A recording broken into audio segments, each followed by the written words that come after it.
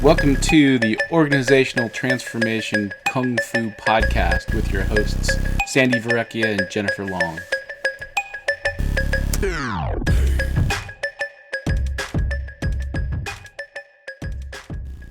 Hello and welcome to Organizational Transformation Kung Fu, or what we like to call OT Kung Fu for short.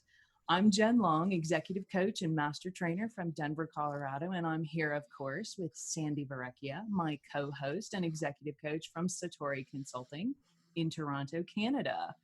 And we are practicing executive coaches who work with organizations, both big and small, to gain some focus and discipline. Again, that's focus and discipline in managing and leading. And that's why we call it Kung Fu.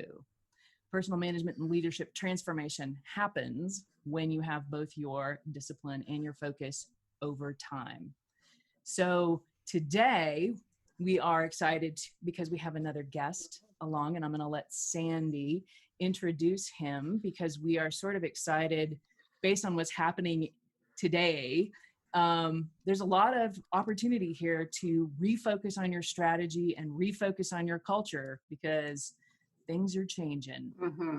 Sandi, you want to introduce our guest? Yeah, thanks, Jen. Yeah, so we're super excited to talk to Gary Anderson. Gary's the CEO of Nova Mutual Insurance in Ontario. And Gary was hired back in the fall of 2018 to run the newly merged organization. So he's a year and a half into a merger. It's his first C-suite role. And I can tell you that he's writing his own playbook. Things are a little done a little bit differently at Nova Mutual.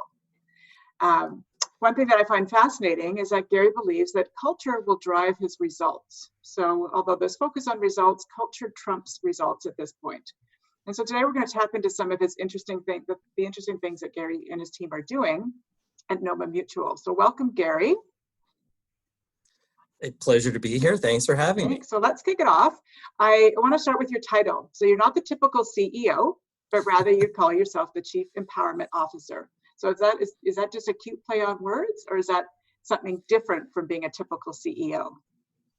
It definitely is different. And I did pick up that cue from one of our cousin mutuals out in Saskatchewan, Valerie Fair of my mutual, just to give a plug on that. But I found that as being one of our core values of empowerment, that it really seemed to fit the mold. And what we are trying to do is, we'll find out later as we get into our discussions, that we pride ourselves in doing things a bit different. So much for the point that even the role that I'm looking at now is, I think I'm even changing it again. I'm thinking it's going to be more around vision, more of a CVO flavor to it, as really being the chief vision officer. There's really nothing else that I do except try to concentrate on the vision of the company.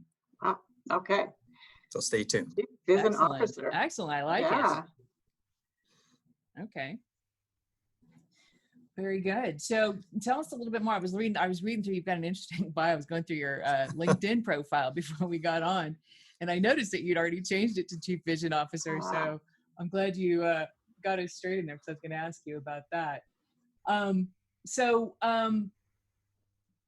In terms of, I'm looking at the questions we sort of had prepped for you in terms of servant leadership is a big go for you. So you've got a lot going on. You've got the vision thing happening. You're focused on that, but you're coming at it from, let's talk to me about personally around where your philosophy and leadership and the servant leadership model, is that something that you use, that give me your philosophy there. Okay, so you're right. I've had a pretty diversified career, pretty well done everything except change tires on my car. And I found that with each one of those positions that I've had at various companies, various levels, there was always something that you would get around the water cooler with other peers of yours and say, oh, you know what, I really wish we would do this, or I wish we'd do X, or this, if I really just got rid of this, how would this help us? And our worlds would be just so much better, and everything would flow from that.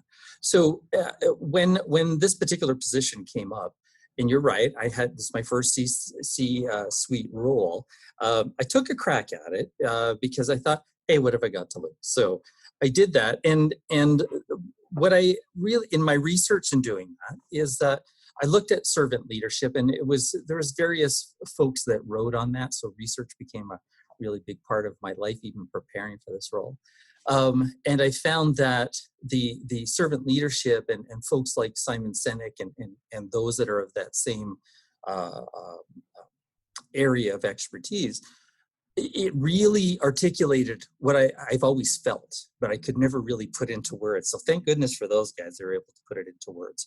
And it really felt with my last sort of position in the information technology areas, being a project manager, we kind of took on that sort of philosophy, and it really is servant leadership, and it was more or less Scrum Master. So if you've heard of those terms in the IT world, Scrum, it was really a Scrum Master was somebody that just facilitated discussion and really wasn't the expert in getting things done, but their primary goal was to listen and remove obstacles that the geniuses needed to work on in order for them to be the best geniuses possible. So in working through that in our own little bubble in IT, it worked really well. So it just, when I had this opportunity, it just made sense. Why not carry that sort of approach to the entire world of insurance and see if it flies? Interesting. And is it something that, from a cultural perspective, is it something you guys embed through your value system? Is it something that when you look at leadership development, are you looking for specific, because, you know, the leadership development thing is such a up and down, so unclear. Maybe to put this in perspective, in looking at this scenario that I was given of two companies that came together as one, I looked at culture was a big thing. Getting some preliminary information on surveys that were done revealed a lot of information that was very telling, mostly in the comment sections. Answers can lead somebody down some path depending on what surveys, but it's the comments that are really free form. And a lot of those comments showed that there was just very wide different thinking of individuals from Office A and Office B. So it was very clear to me that you can't have that. And I had to pretty well take an approach as that if this is a new company, it has to take on some sort of persona. And what does that persona be? Like, you know, do we want to be an explorer type of persona? Do we want to be conquerors? But for me, I had to ground it that it had to be more team approach. I was coming off some team work with regards to our IT work, and I'm a big sports guy, and kids played hockey and soccer and baseball and all that sort of stuff. So that analogy or that framework for me worked out really well. So that was at least having that team concept. But past that, then we had this group of people, and this group of people had to at least buy into that sort of entity. Then it had to consciously look at what is the style that this company should really take. Everything in my past had really been top down. Traditionally is top down. Got someone at the top, very industrial revolution, saying, hey, I'm the boss. I've got 3 people report to me. I tell them what to do. They in turn tell 10 other people what to do, and down the line. That usually doesn't go well, typically because of middle management somewhere. It usually gets us wrong. It's like that exercise you go through at various parties. You tell somebody a secret, they tell 10 other people. It totally changes by the time they're done. That's exactly what traditional top-down management does. It more or less provides direction. It's one mind controlling everything. It's one direction, and it's really rooted in compliance. So what I wanted to introduce was something just the opposite. It's bottom up, and that's where servant leadership comes in. So it's more about removing those obstacles, allow all the superstars to do their things. But if you're allowing them to do their job, they're making decisions about their job, and there's many minds figuring it all out as opposed to one coming from a CEO. So it's by removing that, now I'm getting all sorts of ideas that no one ever would have got before. And I think one of the most important things is that in that participation, going through that process, it allows for buy-in, not so much compliance, it's buy-in. So they're all going, hey, we're allowed to do that sort of thing. So that's the framework with regards to that.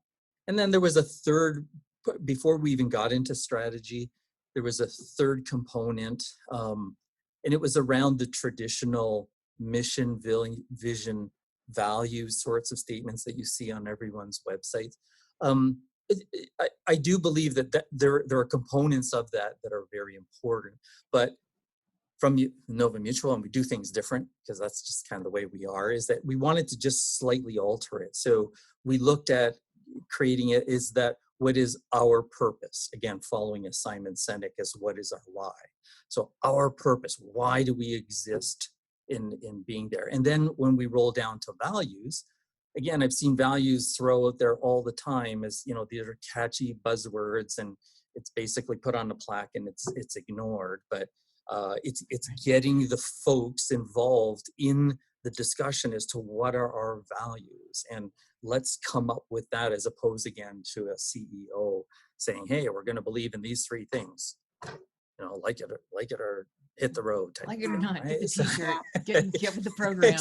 Exactly. And we came up with 6. I think we might whittle that down as time, because we're never really satisfied. But for our persona, it was things that the values really is how we conduct ourselves every day, right? So integrity was a big thing for us. Having the courage to, you know, make these decisions that we've never made before. The empowerment to realize that you can do it and you can get your buddies to do it as well. And then we have respect and service, which is, those are the ones we think are kind of, they're almost default. So again, we're looking at that, and community is a big component of ours that we might pull up into our overall direction.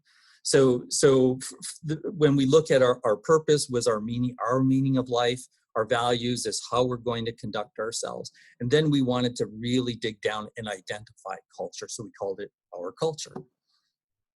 That wasn't the most innovative thing, but it made sense at the time, right? We all knew what you were talking about. Yeah. That's right. And that was really just to focus on areas that were important to us.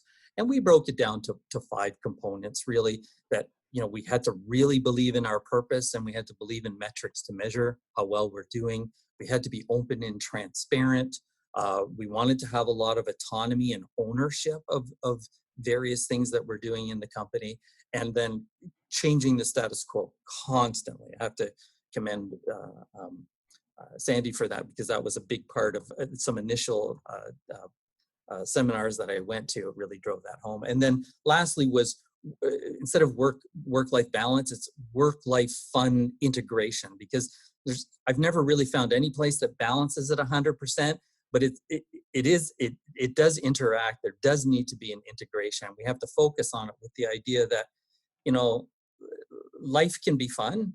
Work doesn't always be fun, but if it's integrated so much, we might as well make that fun too. And then we don't have to worry about anything. So I like that. That area of you know, figuring out the style we want, the approach we want, and identifying and really working on our culture was just the first step in order to even think about going to strategy. Wow.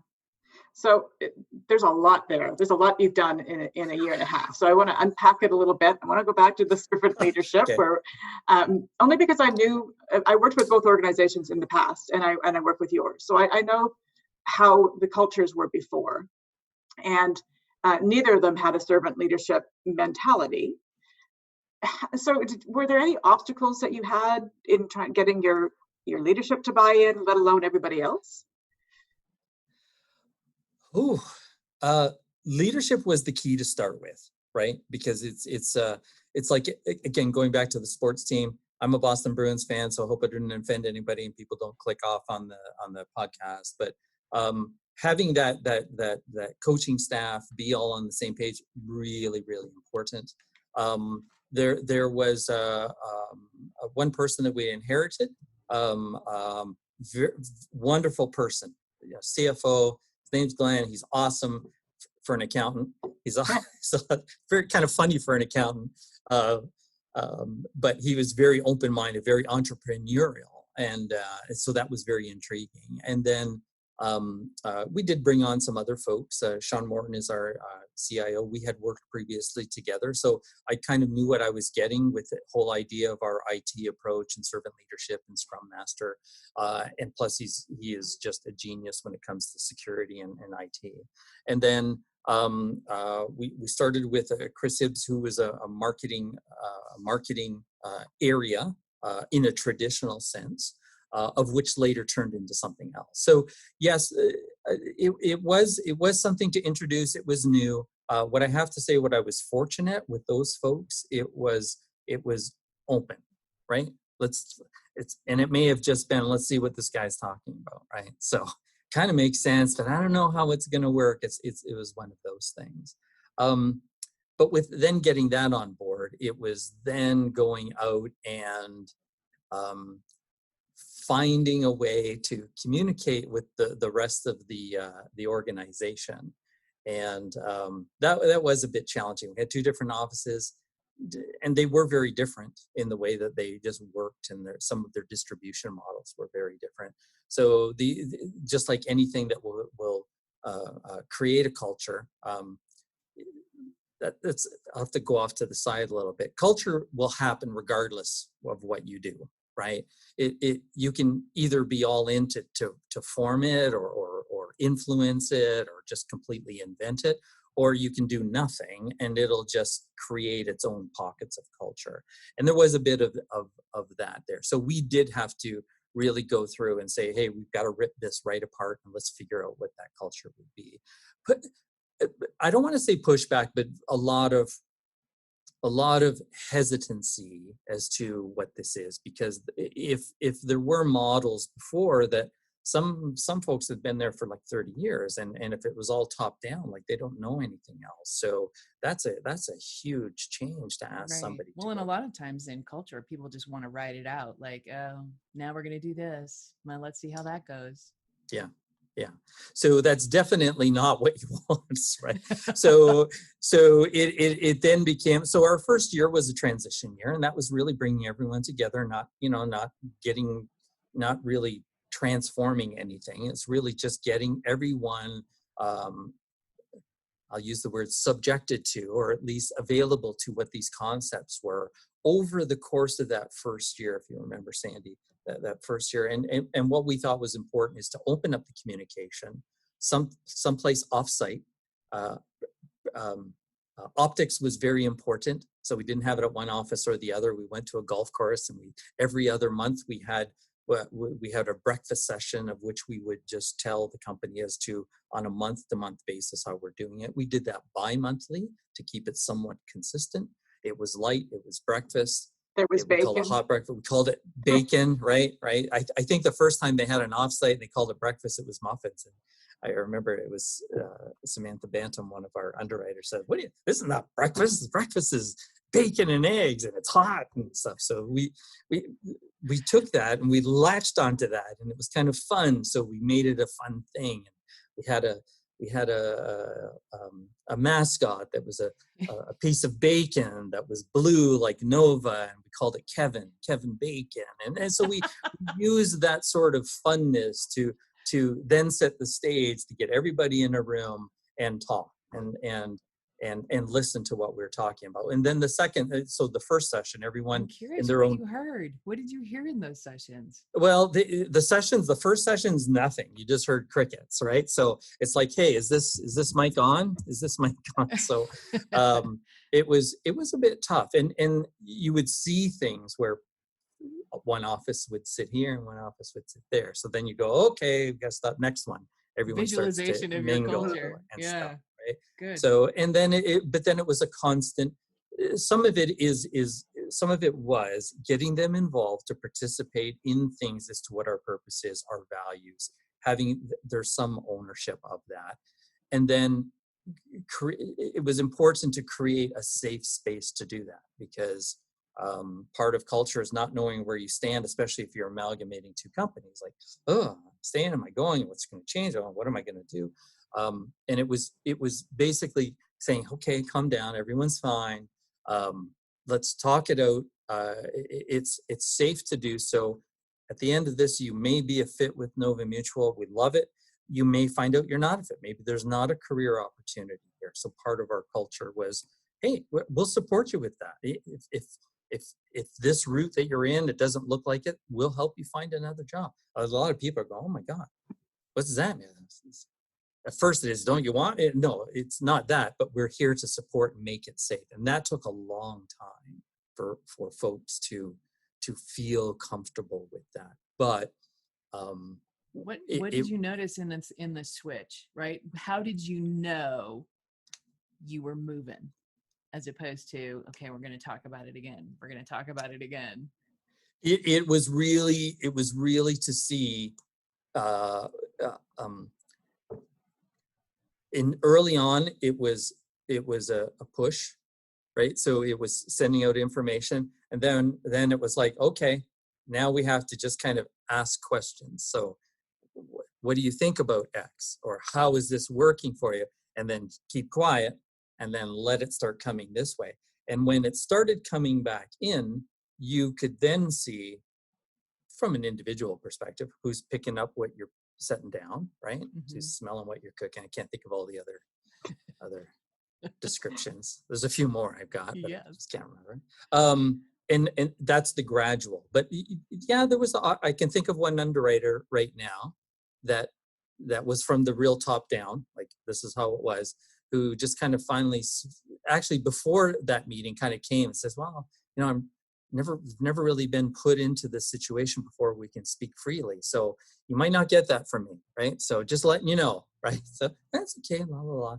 Next one, oh, hands up, it's talking. So I'm going, yeah, it's working. It's working. Right? It's simple things like that. I find that when people don't believe you, they don't believe you really are going to do it. And it's not until you actually see the behavior in action where you guys get quiet and go, okay, tell us. Mm-hmm. And then they go, oh, they really want to know, right? And then they watch. The big skeptics will watch everybody else. Everybody's watching everybody to see what move is actually going to stick, right? And it does come down to trust a lot, because you had to earn their trust. You didn't come across it. Yeah. And I don't want to paint the picture too that everyone is afraid to say things, because there are some, and this will all be nameless, but there are some folks that kind of took me on, like yeah, I'll come at you, and talking through that sort of stuff. So that's good. So, but that's another thing about being safe, right? Is being able to come and speak your mind, right? And it wasn't exactly what I had in mind, but it doesn't matter. It still fit what we were trying to accomplish. Yeah. Well, right. Which kind of goes to one of the values you mentioned earlier was courage, right? Which is a strong word, which is what some people had and some people didn't. So talk about that from a values perspective and how that came in. Yeah, the courage really just came from our own experiences, from the leadership team that we had. Again, going back to all those things that you wish you would have said X, you wish you would have said Y. Well, now someone's basically, even though it's permission, going forward, it's never permission, it's just a given. But I think those folks, once they did it once they piped up and said something and their head didn't get bit off, or they weren't reprimanded, or they weren't, ostracized to the Department of Special Projects, which is on your way out the door, that they felt that, oh, okay, I can get this. And that was internal. And then we found the encouragement, or the empowerment, just to make decisions on your own. Oh, it's, how many of us have always heard, oh, we've always done it that way, right? So or the brokers coming in asking a question, oh, I've got to run to my manager.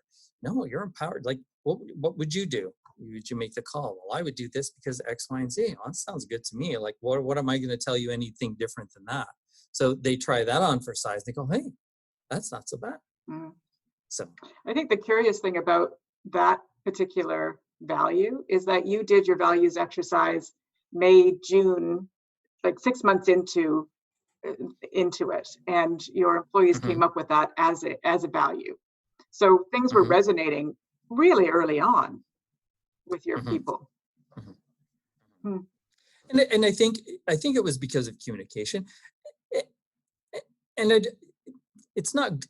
It could be guru stuff, but it's not guru stuff from us. It's our It's just truly our experiences. I know I've had some people come up and say, oh, how can you be so successful at that? Like 6 months in, Sandy. And I go, well, it's 2 words are just good decisions. And said, well, yeah, but how do you get to the point where you make good decision? I go, 3 words, a lot of bad decisions, right? So it's those life experiences that kind of get you, so what you're telling, what you're communicating with them are things that you have done that they're going through as well.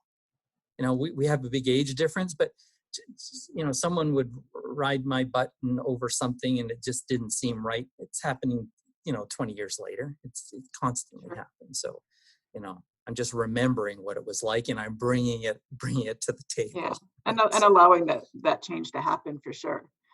So one of the things that you've implemented, which I think is pretty cool, which I think is really outside of the box for most organizations, is your wherever, whenever, whatever philosophy. So what does that mean? Because I've heard chatter about in the industry about that, what they're doing over in Nova. Oh, good. That's good to know. That's right. What's our audience reach out of here? I want to. It was a nice, catchy phrase, and we didn't invent it. Like again, it was research, and I did a lot of these things. There are a lot of great companies out there that are doing various pockets of these. I've just kind of taken some of the best. Like the Japanese are really good at that. They take the best out of everything, right? If they want the best steaks in the world, they'll go to Texas and they'll steal the secret sauce and they'll figure it out. So it did style. You don't have to invent it.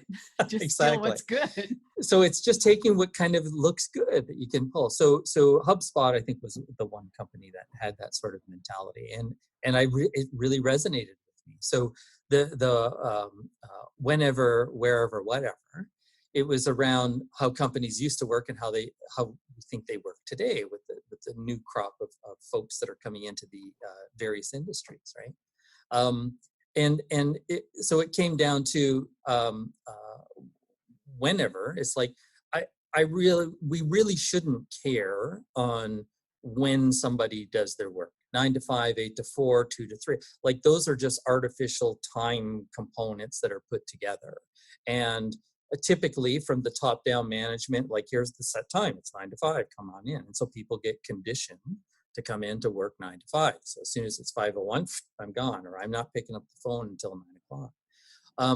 So when we thought, do people like working that way? And we found that they don't, like really, especially the younger folks. They go, yeah, I don't know. Like I stay up late at night, I come in a little later. Or some folks that they have kids and they've got to drop them off, and pick them up. So to me, it doesn't matter that someone's rear end is in the seat, like at this time. It's just, is the work getting done?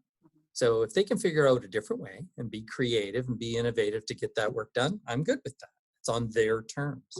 The wherever is kind of the same thing. Does it have to be in the office? Or does it have to be at Tim Hortons? Or does it have to be, at your home? It can be on vacation on a cruise ship. Same principle. Do we have the ability to work at any of these things? Maybe Gloria Field loves working outside. Like every time we're on Teams video and we're doing this Zoom sort of thing, see the trailer in the back. She's doing her thing. Birds are flying. The odd bug will come and land on her. But but it's good to see that. It's a comfort, and work gets done. I think Microsoft did a studies on that, and they found just by going to a 4-day week, it's a little different. They're just talking about shortening time. They got like a 26% increase in their productivity. So I don't mind stealing those stats. Like if someone's done it that big, it might be able to work for us. And then the whatever is that's just the thing that kids say. Whatever. Like, so in other words, you don't get all judgy, you don't get all caught up. Well, someone's working from home, someone's coming in late, it's just whatever. Yeah. Right? So interesting. So it's all about how everybody experiences it with each other, to not put a label on it or put an expectation out there that really isn't going to get met. Yeah. Because we've all seen those people. Oh, well, I don't know. Right. Gary always comes in at 9:30. Yeah. And then a little judgy stuff, right? Yeah. Exactly. Yeah, what do you care? Love it. Right? So one of the things that kind of comes up around that is, how do you hold people accountable? If you're not seeing them all the time, what if they're working in their backyard? Are they really working? And I know that's really old school, but Yep. culture is hard to change. And so if somebody was thinking about implementing something like this, which would be very different from their current culture, how would they hold people accountable? Well, you have to determine what it is that you get. What are your outputs? Like, what are the things? Do you make iPhones? Do you, like, we have insurance policies. So depending on which area you are, like, I'll take claims, for instance. So adjusters, we do have claims, and they get a volume of claims. So if the current workload supposedly averages out to 50 claims a month, then they get the 50 claims a month. Like, if none of the claims are getting done, then I have to have a discussion, right? So, this whenever, where, I don't think you're quite grasping it. It's the getting the work done that is the important thing. How you do it is up to you.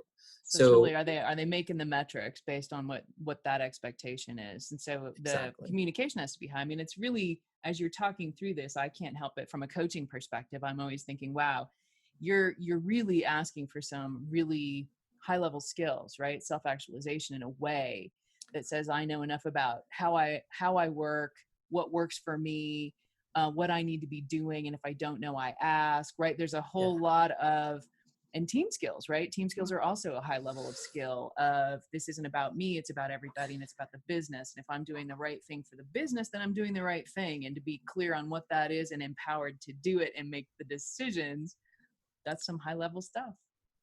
You've touched on a very good point. And there's a book out there, again, I'll keep referring to Simon Sinek. We love Simon. The Infinite Game, the Infinite Mindset, right? So, it does and it touches on that very thing, right? We have a finite mindset and we have an infinite mindset. The finite is what I'm looking for in the year or the quarter, and I'm kind of working towards that piece, right? Where and I'll equate that to a hockey game. A hockey game is a very finite mindset. I've got it's on a day, it's on some ice. There's 2 teams. There's 3 periods, 20 minutes each. There's a referee, and these are the rules. Well, that's very finite.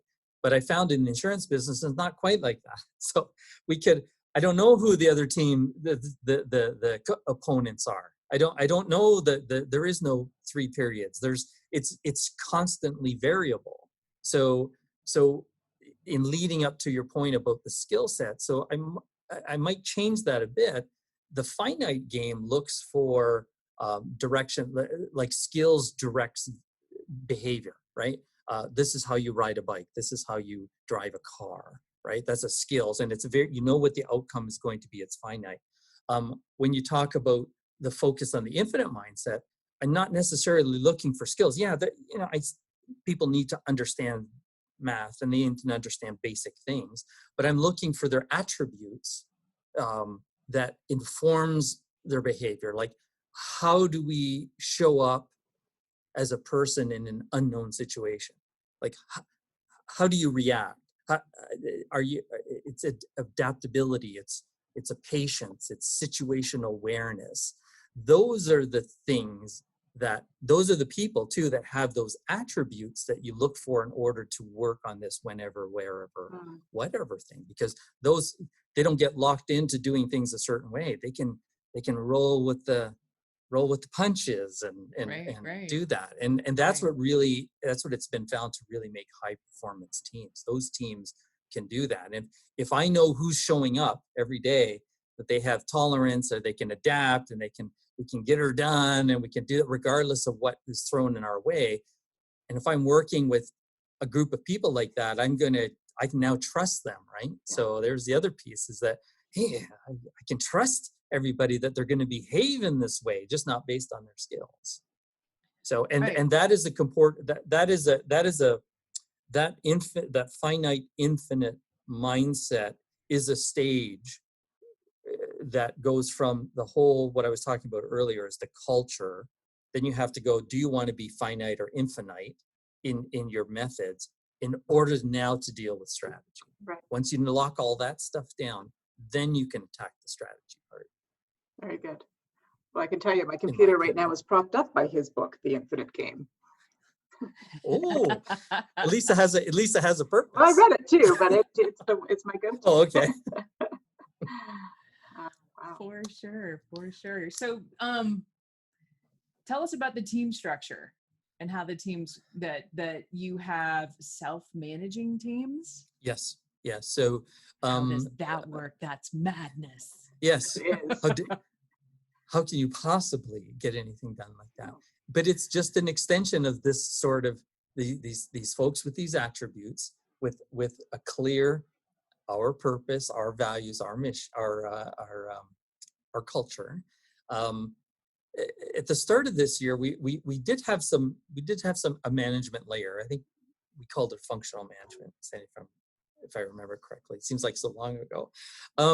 And it was surprising just having some discussions is saying, hey, like, what do you like about your job? What do you don't like about your job? And of the three that we had, they basically said, oh, I like my job and stuff. I just don't like dealing with people and their problems I like and my their job, but I hate people. Well, it wasn't hate. Deal with them.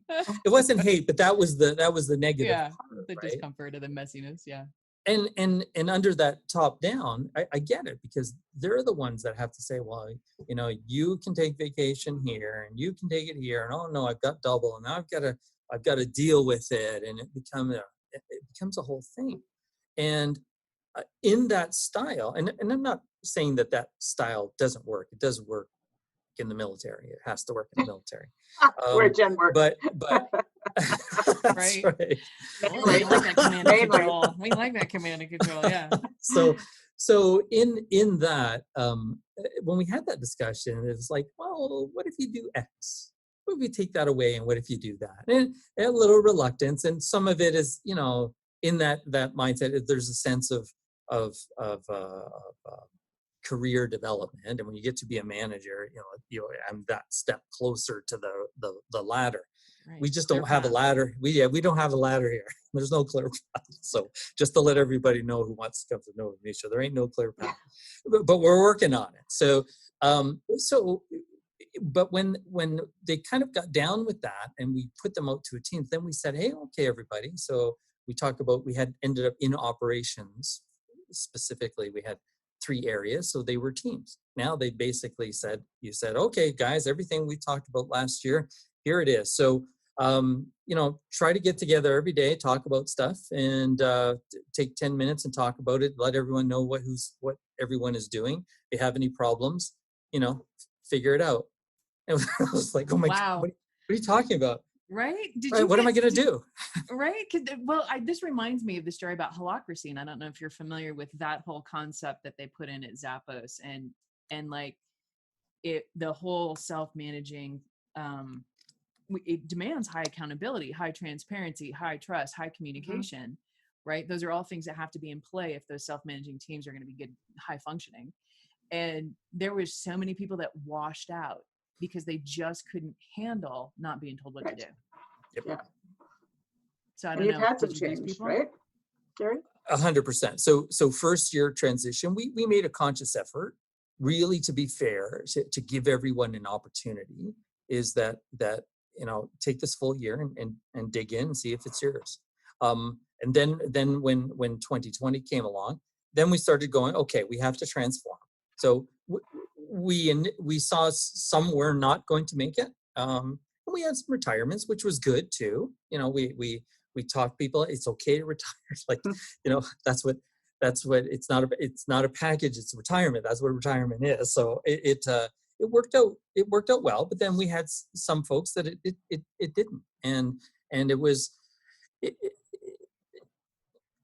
it's interesting and it didn't, because the mindsets didn't change, right? So it's like they just couldn't get past that, and it wasn't toxic, but they just couldn't get past it, and so it was just saying it's really not a fit.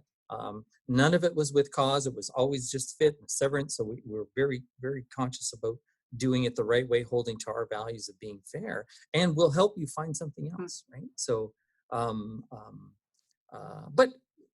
the folks are still very, very good at what they did, so they found their own thing. Sure. So that's fine. But yeah, it's not easy. It's one thing I don't like doing. Like, this sounds kind of harmless, but it's tough when someone says, well, you're telling me I'm not a fit. This doesn't feel right to me. Then it's hard to say that, right? No, It's like but saying, right, I it's like, I don't want to, I'm breaking up. Yeah. We're kind of treating it like that. Like, yeah. I don't We're love you breaking up. anymore. We You don't just love me, or you don't like to do we're what I not like to clicking. do. Yeah. But it goes back to that courage, right? And that transparency. And we all know when people aren't quite a fit and they find where they do fit, they flourish, right? But Mhm. people don't actively change, right? Because we get complacent and stuck in wanting that paycheck and all sorts of reasons why people become that way. But so, Right. yeah, that's amazing. You are right. People typically don't change. They can be tweaked, but it's hard to ask my wife. She can't change me no matter what. It doesn't matter what Well, she right. tries. Which is why the personal attributes are such a measure for you, because really, when you're bringing people in, I would imagine the people that are attracted to working in your organization are people who are automatically built for high independence, high autonomy. And they're like, oh God, this is so great because this is how I try and operate inside other organizations that don't allow me to. So that, I mean, that's the fit, right? Because you can teach the skills, the insurance skills, all day long. Absolutely. And we found with some of the folks that we brought on in an area that there's the other thing, they don't have to be married to that, right? So the first rule that we have even internally is that if some adjuster now wants to be an agent, they just have to say, hey, I want to be an agent. Because in the past, it's like, oh, I want to be an X. Oh, well, Gary, we really like you're doing a good job here. It's better for me that you're doing this here. Here's what I'd like your career to look like. Yeah, which is not servant it would leadership. save me a lot of paper. That's right. So it's changed around. So we do have some folks that are doing some I've got one person that's writing her agent's license, and I think that's awesome, right? And even from the teens, oh, what are we going to do without her? And so, well, we'll backfill, right? We'll find somebody with these attributes that we're talking about, which leads us in. That's part of that's one of the parts of our strategy about attracting and retaining top talent. So now that we figured out who we are and what we like and the attributes that we want, then just being able to find somebody, being able to hold on somebody, let alone find somebody, is the challenge. So we want to focus on that as being one of our strategic objectives. Wow. Right. Well, and it sounds a little bit as you describe it that when you mentioned you don't really have the career path thing hammered down, it sounds like your career path is what you make it, right? It's really more of a self-driven thing, which ultimately it really should be for everybody, and to take ownership for your own career. So that just fits in with the whole attribute set anyway. The goal would be, because now that I've put it out there in a podcast that we haven't figured that out yet. We can edit that out, Gary. The onus, what I'd really like to see, and I have had one person that came to me and said, well, what would you think if we did something like X? So, which created a career path or a potential career, because I haven't quite bought into it yet. I need to see the business, like, how does it evolve? But I like that they're even thinking. So, oh, well, okay, this is what it looks like. But if we have a need here that hasn't been considered just yet, I'll just say, oh, how about this need? And so maybe it doesn't have to rely on the CVO, right? Maybe it can rely on everybody, which is really the plan. Because frankly, it's all about everyone else spreading my work amongst everyone else. So I don't have to be responsible for 100% of it. Right. That part That's what teamwork is. That's what teamwork is. Teamwork makes the dream work. So we've talked a lot about your culture, and I think it's fascinating kind of how you've come in, and I know your employee engagement stats are really high, but is the culture that's driving your strategy producing the results that you hoped it would? So the bottom line. Yeah, so of the metrics that we do, we still have some traditional metrics, right, that we have to carry on because we are a financial institution, so we have to abide by laws and regulations and stuff. So there's rules. Yeah, so we are doing very well. Last year, in our first year, we were really I won't get into the figures, but we really planned on an underwriting loss, so in a deficit, in the red. But we ended up in the black, and substantially higher than what I thought it would be. So, it's like, oh yeah, but you're lucky. Like that's something was set in motion beforehand. Oh, okay, yeah, that's great. So we're only 6 months in, well, 7, but we have financial statistics for 6 months, and we're ahead of last year already. We're ahead right now. We're at the same profit level right now as we were at the entire year last year. Wow. So Wow. I'm making that correlation that because of that, this is happening. So until something can come in and prove me wrong, I'm going to ride that horse all day long. For sure. Yay. So it's looking good. That's awesome. That's Yeah. awesome. Excellent. So we are probably at time. I think we've had a lot of your time. I'm just curious. Yeah, but I love the last question. Can we just take Yeah, 1 minute okay, to ask him okay. this? Right. Uh-oh. So What was the last question? well, working for a board is just working then for a manager, right? So you've got a board. And so we're kind of curious, the people that are listening to the podcast are like, oh, that's really great. How much accountability does he have, really? So are they supportive of this non-traditional way of running the business? How did the people who you report to respond to all this? You're being careful. I think it's positive. I really think it's positive. I don't want to say it's been fully embraced because it's new, as much as it's new to all of the folks that work for the company. And I'm at them every day and we're talking about it and we're socializing it, and they dream about it at night. It's like that's so much it's being discussed. The board of directors that meet not near as often, they don't it hasn't been as social, right? So they're all bright. They understand the concepts. They understand that it's very different, and it's a bit of a wait and see. And I get that. So I think I'm happy with it so far, and I'm happy that even our strategy that we had put forth past the first year, which is more of a 3-year strategy, is that we've taken an OKR approach to it, which is very different than what they're used to.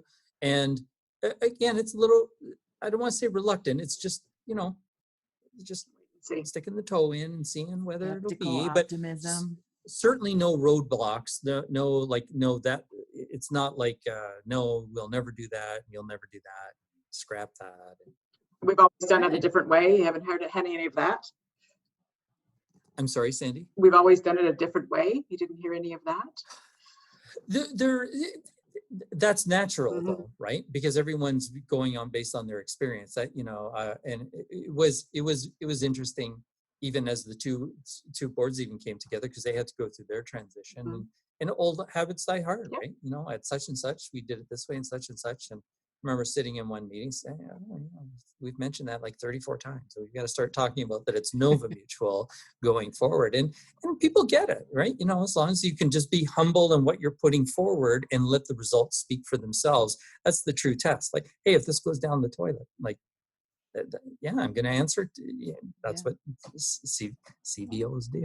So, right? They answer CBO, the Chief Vision Officer. Awesome. Yeah.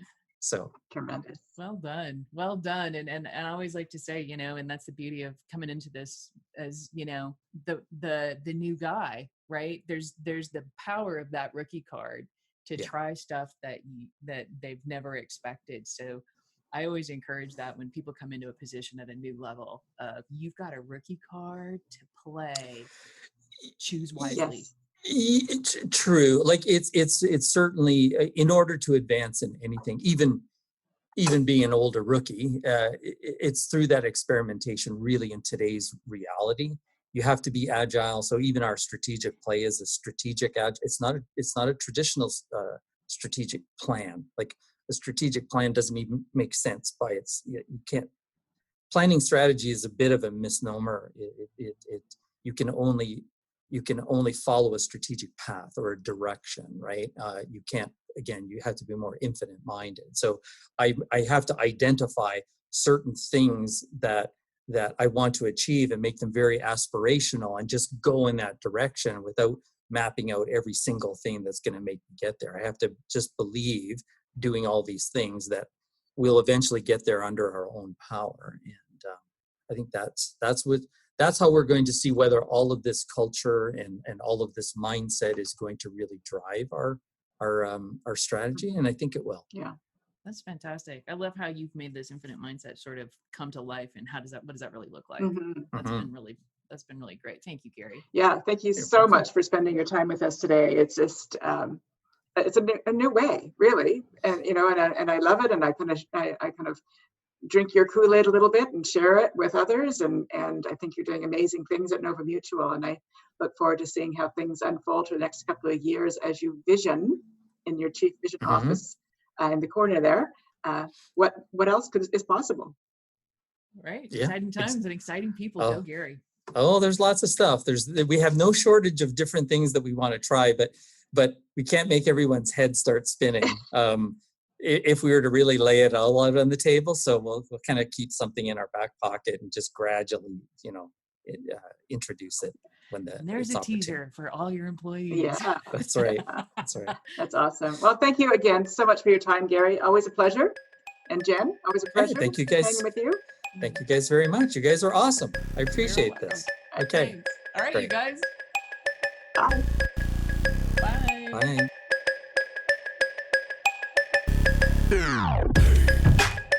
Thank you for listening, and please visit Sandy's website at satoriconsultinginc.ca.